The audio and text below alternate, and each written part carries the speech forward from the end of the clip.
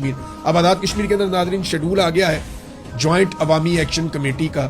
یہ شیڈول میں آپ کے سامنے رکھ دیتا ہوں اور یہ میپ بھی ہے میرے پاس. یہ نقشہ ہے پورے آزاد کشمیر کا, یہ گرین کلر کا. اس کے اس طرف جو ہے وہ مقبوضہ کشمیر ہے اور اس طرف جو ہے وہ پاکستان آپ کو دکھائی دے رہا ہے, جہاں پہ اسلام آباد لکھا ہوا ہے اور جہاں شری نگر لکھا ہوا ہے وہاں مقبوضہ کشمیر ہے. تو یہ تھوڑا سا حصہ آزاد کشمیر کا ہمارے پاس موجود ہے اور ایک باریک پٹی ہے یہ صرف. تو اتنا ہی ہم لے پائے اتنے سالوں میں.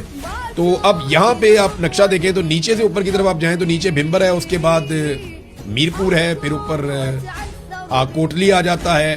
کوٹلی کے بعد آپ مزید اوپر جائیں تو راولہ کوٹ, باغ اور پھر مظفر آباد. تو اسی نقشے کے حساب سے میپ بنایا گیا ہے عوامی احتجاج کا, لانگ مارچ کا, جو 9 جون کو ہونے جا رہا ہے. اس کا شیڈول جاری کیا گیا.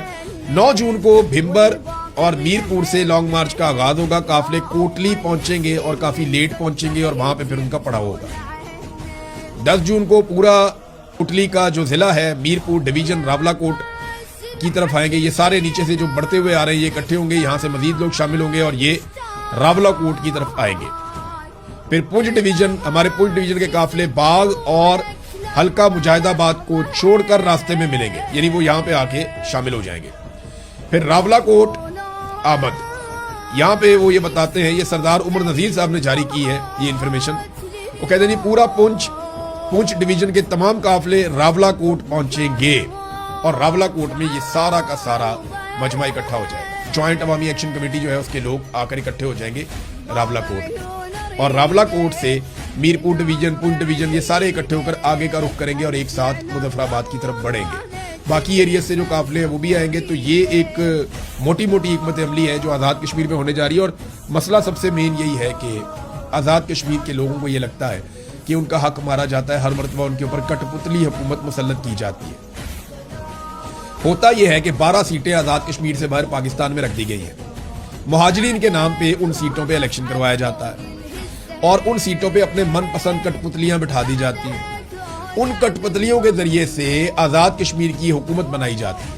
یعنی 12 سیٹیں باہر سے آ جائیں نا تو 20% سے 25% کام ہو جاتا ہے. باقی اگر آپ 75% ہار بھی جائیں آزاد کشمیر میں تو آپ 25% سیٹیں لے کر بھی حکومت بنانے کے قابل ہو جاتے ہیں.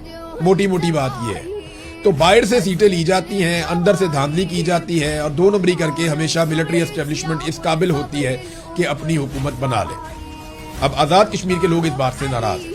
وہ یہ کہتے ہیں اگر آزاد کشمیر کے اندر حکومت بننی ہے اور آزاد کشمیر کے حوالے سے فیصلے ہونے ہیں تو وہ فیصلے صرف اور صرف آزاد کشمیر کے شہری کریں گے. ہاں, اگر آپ نے کوئی سمبولیکلی کوئی سیٹیں رکھنی ہیں تو آپ الیکشن لڑوائیں, سیٹیں بنائیں, لیکن آزاد کشمیر کی حکومت بننے میں یا گرنے میں ان باہر والوں کا ووٹ کاؤنٹ نہیں ہونا چاہیے.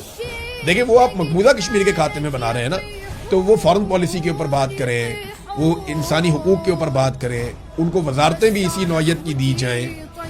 لیکن باہر سے ایک بندہ لا کر بٹھایا جاتا ہے اور وہ آزاد کشمیر میں پانی کے معاملات, بجلی کے معاملات پہ بیٹھ جاتا ہے, وہ آ کر معدنیات کے معاملات پہ بیٹھ جاتا ہے, وسائل کے معاملات پہ بیٹھ جاتا ہے, داخلہ اور خارجہ کے معاملات کے اوپر بیٹھ جاتا ہے. وہ باہر سے آیا, اس کا کیا تعلق ہے آزاد کشمیر کے ساتھ؟ تو یہ زور زبردستی کی جاتی ہے جس کے خلاف آزاد کشمیر کے لوگ آواز اٹھا رہے ہیں. سب سے مین بات ہے کہ وہ کہتے ہیں 12 سیٹوں کو ختم کر دیں یا کم سے کم ہمیں یہ کمٹمنٹ دیں کہ یہ 12 لوگوں کا آزاد کشمیر کی حکومت بنانے میں یا گرانے میں کوئی کردار نہیں ہوگا. آزاد کشمیر کے لوگ اپنی حکومت کا فیصلہ خود کریں گے جیسے جمہوریت میں ہوتا ہے.